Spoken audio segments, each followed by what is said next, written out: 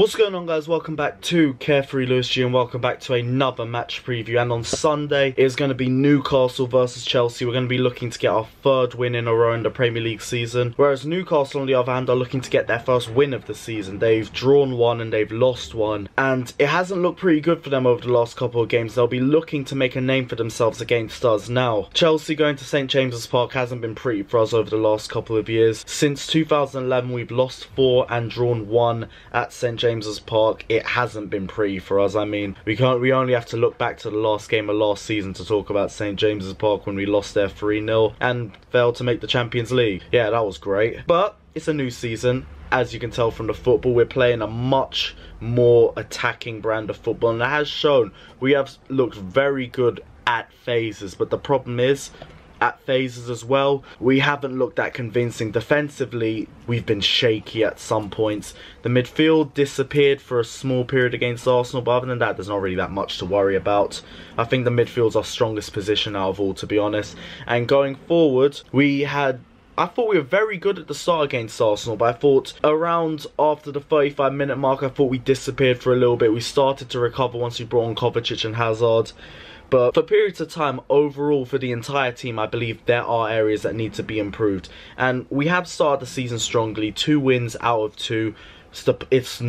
You can't really ask for more, to be honest. But when you look at the game, you have to be honest and say the team is still adapting to Sarri's playstyle. And regardless of the last 2 results, we aren't seeing the finished product yet. Sarri did say it would take about 3 months before the team would be at a level that he said would be perfect. So it's a case of patience. We all just have to be patient. We all have to take it a game at a time. But the thing that's happy for me is that there's a lot of favourable. We got a lot of favourable games coming up. That's what I'm trying to say.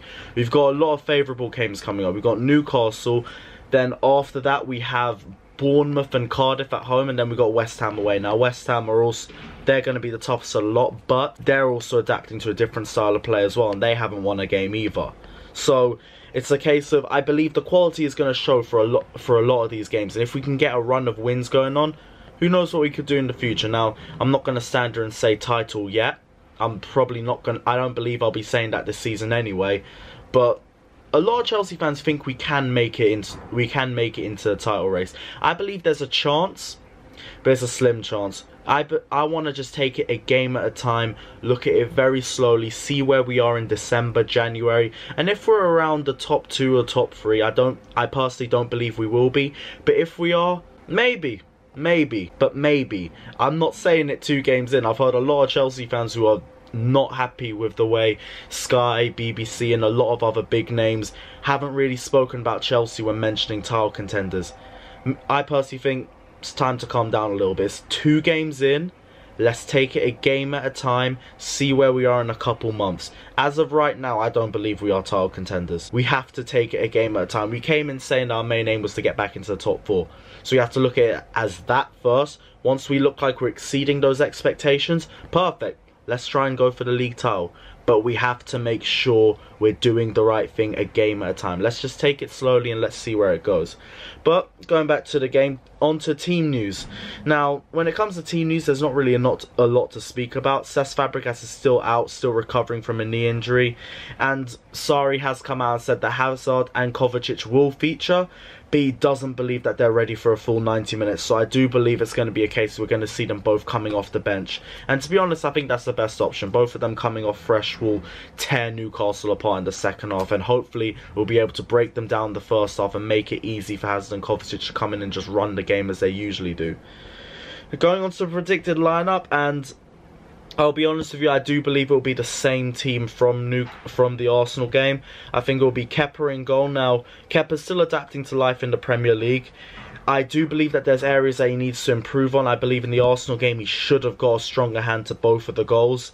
I think distribution could improve for him, as well as strength behind the ball. But he's a young goalkeeper. He's only 23 years old. He will come good. He'll come good. It's just a case of patience.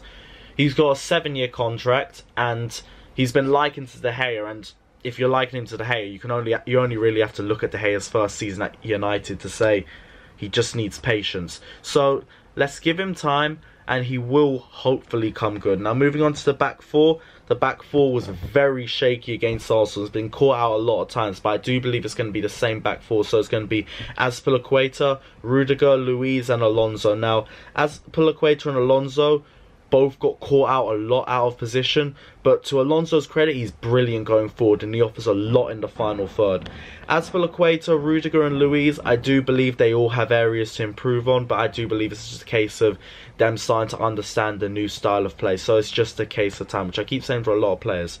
Moving on to the midfield as well, like I said, I do believe it'll still be the same starting 11, so it's going to be Kante, Jorginho and Barkley. And I believe it'll just be the same way it always has been. Jorginho's going to stick in the middle and control the tempo of the game. Kante and Barkley are going to be pushed further forward. Now, I would like to see a lot more influence from Ross Barkley. I don't believe he had a bad game against Arsenal.